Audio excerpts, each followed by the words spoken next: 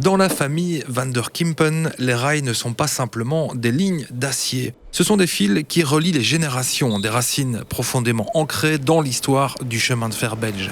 4 générations tout de même s'y sont impliquées.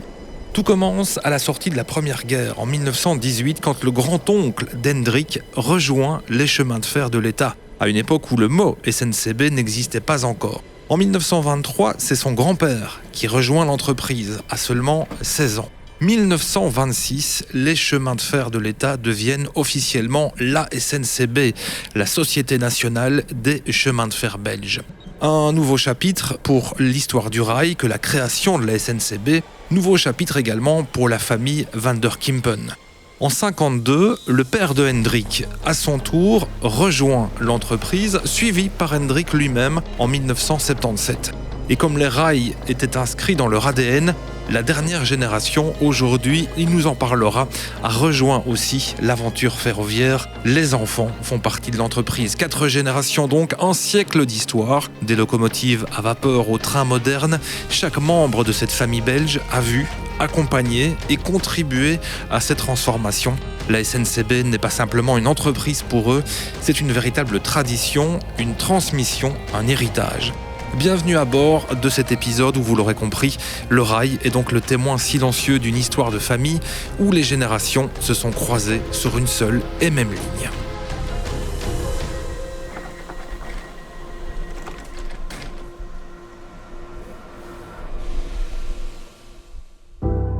Bienvenue donc à bord de ce train Hendrik Van der Kempen. Merci beaucoup. Merci à vous. D'être là. On a beaucoup de choses à se dire. Vous avez occupé tellement de postes au sein de la SNCB. Vous représentez tellement à vous-même l'esprit de cette entreprise. Tout a commencé, je le disais, aux sorties de la Première Guerre mondiale. Hendrik Van der Kempen, vous avez en tête le premier souvenir qui est lié à l'entreprise belge, la SNCB. Quelles sont les premières images que vous avez de cette entreprise ? Vous avez parlé de mon grand-oncle qui s'appelait Modeste Van der Kempen. Mais en fait, ça commence avec mon arrière-grand-père, Alfred Van der Kempen, qui était entrepreneur et qui avait été appelé en 1918. Quand les troupes allemandes se sont retirées de la Belgique, ils ont dynamité le tunnel de Louise-Marie. C'est le tunnel qui était entre la gare de Etikove. C'est un petit village, un petit patelin entre Oudenaarde et Renay. Et donc, le tunnel qui est très important, qui a toujours été très important, qui l'est moins maintenant, mais qui était toujours très important parce qu'il reliait en fait Gand à la sidérurgie wallonne et aux villes du charbonnage, comme on disait à l'époque. Mon grand-père a reconstruit le tunnel avec beaucoup d'autres collègues parce que c'était naturellement très manuel à l'époque. C'est un tunnel de 414 mètres aussi, donc ils ont fait ça. Son fils, Modeste, avait rejoint entre-temps la SNCB, les chemins de fer d'État, à l'époque, pour devenir sous-chef de gare à la gare de Renay. Et c'est en 1923 que mon grand-père a écrit lui-même, j'ai encore la copie de la lettre, au chef de gare de Louise-Marie pour devenir donc porteur de dépêche, ça s'appelait à l'époque. Il a commencé effectivement en 1923 pour aller faire sa carrière jusqu'en 1968 après au sein de la SNCB. Il a naturellement adhéré à la SNCB en 1926 et mon père a fait un petit peu le même parcours à partir de 1952 comme porteur de dépêche. Vous inviter dans ce podcast, c'est vraiment ouvrir le grand livre de l'histoire de la SNCB. On parlera bien sûr de 1977 quand vous avez rejoint l'entreprise. Je n'aime pas trop ce mot-là, mais on l'utilise évidemment quand on parle de transmission générationnelle. C'est le virus de la SNCB. On a l'impression que votre famille a ce virus depuis des générations. Je ne suis pas sûr de pouvoir parler de virus. C'est devenu un virus par après, mais ce n'était pas le coup de foudre, en tout cas, pour moi, au début. Okay. Après avoir fini mes études secondaires, je ne savais pas trop quoi faire. Et puis, mon père me demandait, oui, mais pourquoi ne pas aller à la SNCB? Pourquoi ne pas rejoindre la SNCB? Il y a beaucoup de possibilités, il y a beaucoup de fonctions. Mais il faut savoir que c'était dans les années 70, début des années 70, c'était la période de crise mondiale, c'était la période de crise du pétrole en fait. C'était les dimanches sans voiture, c'était quand même des grandes crises et on a dû attendre jusqu'en 1976, je pense que c'était au mois de mars, que le gouvernement, à ce moment, a mis en pratique une loi qui s'appelait la loi du 31 mars 1976, je pense, et qui reconstituait, en fait, le fait qu'on faisait quelque chose pour les jeunes sans travail. On a eu la possibilité de devenir stagiaire au sein de certaines entreprises. C'est le moment où, en fait, les stages ont été élaborés au sein de toutes les grandes entreprises en Belgique. Et c'est là où moi j'ai rejoint la SNCB, comme, à cette époque.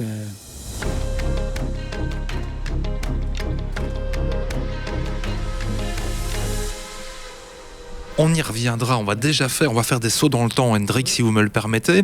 Aujourd'hui, en 2024, quel est le regard que vous portez sur votre entreprise et surtout, quel est le poste que vous occupez aujourd'hui, Hendrik ? J'ai d'abord beaucoup de respect pour cette vieille dame qui est la SNCB, pas seulement parce qu'elle est vieille, mais surtout parce qu'elle m'a donné quand même la possibilité de m'épanouir, de mettre en exergue toutes mes capacités, mes compétences intrinsèques aussi, de pouvoir collaborer à une nouvelle forme de transport public, parce que, il faut savoir qu'au début, quand j'ai commencé, ce n'était pas encore le chemin de fer moderne comme aujourd'hui. On était toujours dans un modus de, il faut renouveler, il faut innover, il faut penser futur, il faut avoir ouvert. Puis, dans les années 90, déjà dans les années 80, il y avait ce mindset ligne à grande vitesse, train en grande vitesse. La France avait commencé déjà avec plusieurs essais. La Belgique ne savait pas trop quoi. La Belgique cherchait, est-ce qu'il faut le faire, il fallait le faire. La Belgique, c'est peut-être trop petite. Ça m'a quand même ouvert l'esprit aussi.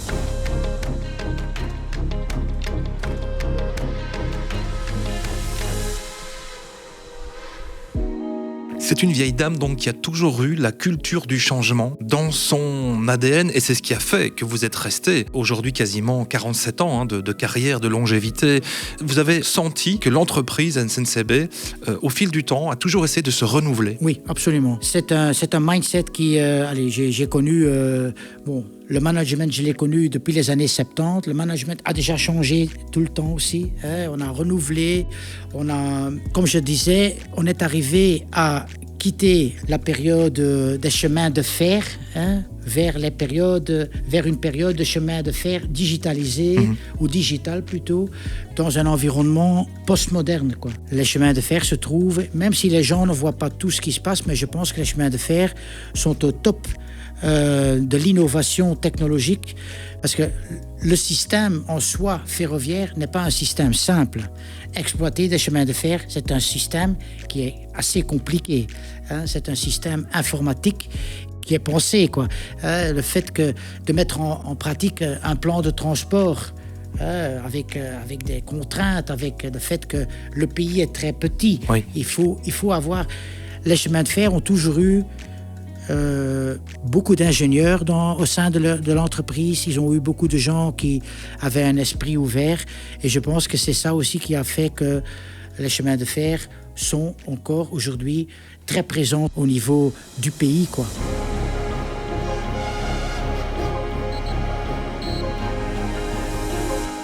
On décortique avec vous la manière de faire carrière au sein d'une entreprise comme la SNCB. C'est intéressant de faire le lien entre le premier poste que vous avez occupé, Hendrik, à l'époque, en 1977, vous allez nous le commenter, et puis ce que vous faites aujourd'hui. Ça montre aussi toute l'évolution, tout l'épanouissement qu'on peut avoir dans une grande entreprise comme la SNCB. Oui, je pense que ce sont surtout les chances qu'on a d'avoir cette possibilité de pouvoir faire carrière, parce que il faut non seulement avoir cette motivation intrinsèque, mais aussi l'ambition de vouloir grandir, de vouloir faire plus, de vouloir prendre plus de responsabilités, de vouloir aussi de manager aussi, parce que être manager, c'est pas toujours évident. J'ai commencé, mon premier job était... la douane. Déclarant en douane, oui. Ça s'appelait déclarant en douane, à Courtrai, dans l'entrepôt de Courtrai. Et je pense que les jeunes peuvent s'imaginer ce que c'est DHL ou PostNL avec tous les petits paquets et autres organisations qui sont maintenant quand même très connues. Au sein de la SNCB, il existait SNCB Colis. Après, ça s'est appelé ABX et après encore GLS, ça a été repris par GLS. C'était en fait une partie de la SNCB qui s'occupait de l'envoi de petits paquets, de petits et de plus grands paquets mondialement. Et le déclarant douane, il recevait des paquets qui venaient des États-Unis, de partout dans le monde entier, et qui devaient être dédouanés. Donc, c'est-à-dire payer parfois des taxes douanières pour import, payer parfois pour l'export, etc. C'est ce que j'ai fait le premier. Et j'ai arrêté comme Chief Security Officer et General Manager à la SNCB.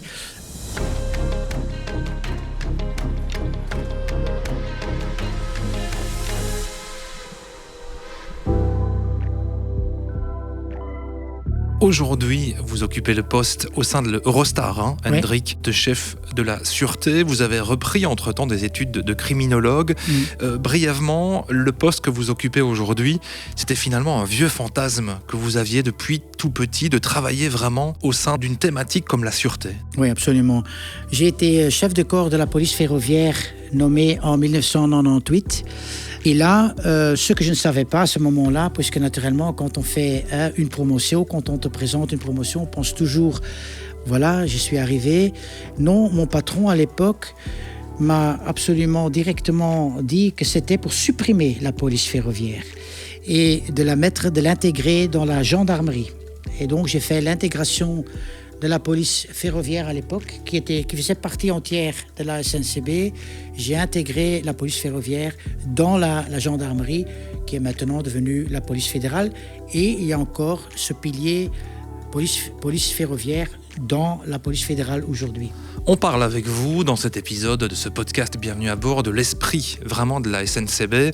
On a parlé de la manière dont cette entreprise pouvait évoluer au fur et à mesure des années. On a parlé de la manière de se réaliser, comme c'est votre cas, faire carrière au sein de la SNCB. Juste un instant, quand on parle de l'esprit de la SNCB, c'est aussi des lieux en Belgique.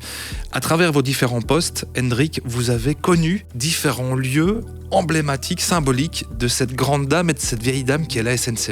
Quels sont les lieux, que ce soit en Wallonie, Flandre ou Bruxelles, qui ont été liés vraiment à votre carrière ? J'ai toujours été très attiré par Bruxelles, je dois dire. Parce que, étant bilingue, pour moi, c'était assez facile de travailler à Bruxelles, ce qui n'était pas le cas pour certains de mes collègues à l'époque.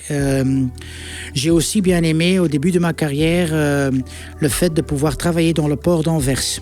J'ai travaillé pendant 2 ans dans le port d'Anvers, dans le secteur marchandises. Ça a été vraiment, pour moi, ça m'a ouvert les yeux parce que je ne savais absolument pas ce que c'était un port et surtout de très près comment ça fonctionne.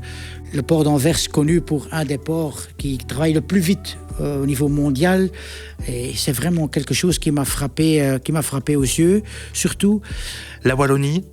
J'ai pas travaillé en Wallonie puisque ce n'est pas autorisé, parce qu'il faut travailler dans le contexte de sa langue maternelle, en fait. Ouais. Ça a existé à un certain moment parce que mon grand-père, même en étant flamand, il a travaillé à Moucron, il a travaillé à Saint-Guilain, il a travaillé à Charleroi aussi. Et à l'époque, c'était possible, mais maintenant, pendant ma carrière, ce n'était plus possible. Mais j'aimais bien cette culture multilinguistique, francophone, avoir des collègues de Namur, avoir des collègues de Liège, avoir des collègues de Charleroi, de partout dans la Belgique, quoi. C'est ça aussi l'esprit SNCB. On déroule avec vous au sein de ce podcast quelles sont vraiment les valeurs de cette grande entreprise. On touche aussi à quelque chose d'important qui est le multilinguisme et de pouvoir avoir des collègues à travers les frontières linguistiques. Aujourd'hui, qui sont les personnes de votre famille qui travaillent toujours ou qui ont commencé à la SNCB ? Il y avait mon fils jusqu'au début de cette année qui a maintenant quitté la SNCB après 15 ans parce qu'il est devenu indépendant. Il y a encore le fils de mon frère qui travaille. Il y a 2 fils de ma sœur qui travaillent à la SNCB.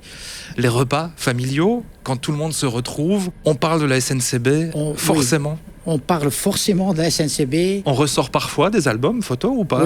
Oui. oui. Il y a aussi il y a beaucoup de souvenirs de choses qui sont arrivées au sein de la carrière de papa, de mon grand-père. Pour mon grand-père, par exemple, c'était surtout la guerre, la guerre mondiale. Il a été appelé le 10 mai 1940, quand les Allemands ont envahi la Belgique. Il a été appelé pour devenir militaire.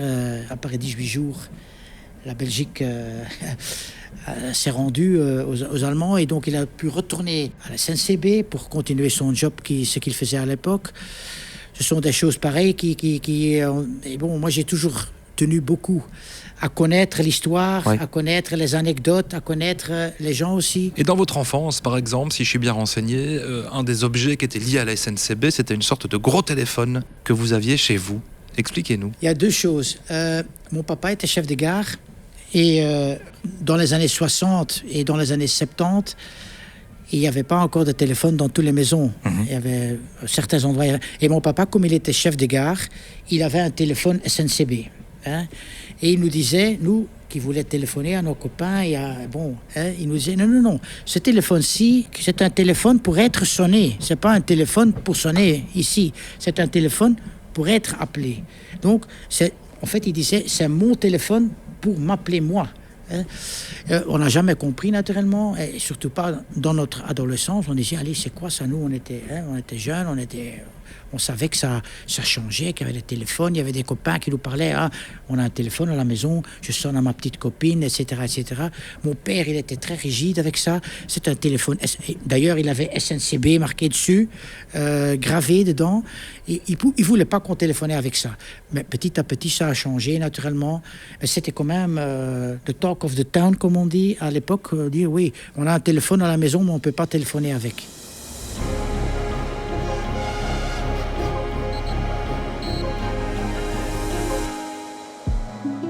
Le regard, on arrive à la fin de cet épisode. On pourrait vous garder évidemment des minutes entières pour parler vraiment des valeurs et de l'esprit de la SNCB.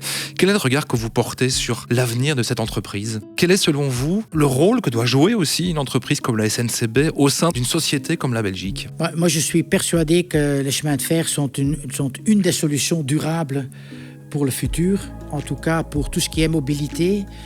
Je vois quand même dans les trains de plus en plus de jeunes aussi qui prennent le train, tandis qu'avant, c'était plutôt des fonctionnaires à l'époque, moins de jeunes.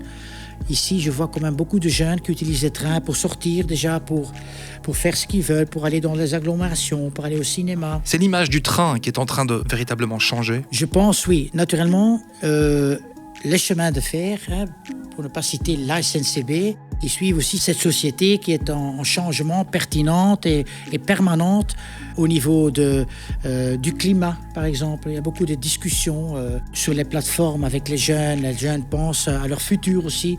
Et je pense que la SNCB a un rôle à jouer là-dedans aussi. C'est-à-dire un moyen de transport durable, un moyen de transport sur lequel on peut compter, sur lequel qui est quand même très robuste, comme on dit, dans la terminologie ferroviaire. C'est cette robustesse et cette existence et le fait que ça donne aussi un esprit de liberté.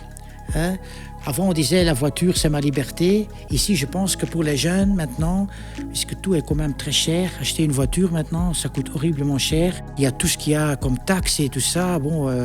Je pense que les chemins de fer, le train, c'est quand même aussi une façon d'échapper, une façon de se promener dans le monde entier. Il y a des trains à grande vitesse pour aller n'importe où. Et donc, pour conclure, entreprise unique qu'est la SNCB aujourd'hui, c'est le patrimoine qui est conjugué avec la modernité. Oui, c'est assez unique de se dire qu'on a une entreprise aussi vieille.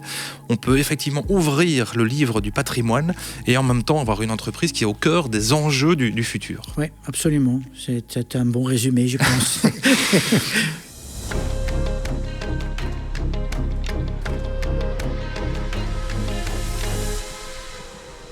La question qui referme ce podcast, c'est pour vous, Hendrik, c'est quand vous montez dans un train, est-ce que vous avez des réflexes particuliers, genre plutôt à l'avant du train, à l'arrière, côté fenêtre, côté couloir? Vous qui avez mené carrière au sein de la SNCB, quel est votre premier réflexe quand vous mettez un pied dans un train de la SNCB? Je suis naturellement un petit peu gâté parce que je roule en première classe et les premières classes sont souvent au milieu du train. Donc je pourrais dire je prends toujours place au milieu du train, mais je ne prends jamais place à l'avant du train. Je ne sais pas pourquoi, mais... Ce sont des habitudes que vous avez prises, oui. de pouvoir prendre oui. le milieu du train. Merci beaucoup d'avoir vraiment été témoin dans cette série de podcasts pour nous parler de l'esprit vraiment et des valeurs qui animent aujourd'hui et qui ont animé par le passé la SNCB. Merci vraiment beaucoup à vous, Hendrik, avec plaisir, d'avoir été présent dans cet épisode. Merci à vous de l'avoir écouté. Épisode de Bienvenue à bord. N'hésitez pas bien sûr à partager ce podcast, à en parler autour de vous, à lui mettre des petites étoiles, comme on dit, à le suivre. On se retrouve évidemment tout bientôt pour une nouvelle aventure pleine de passion. Et d'ici là, bon voyage, bien sûr, où que le rail vous porte, n'oubliez pas, vous êtes toujours bienvenus à bord.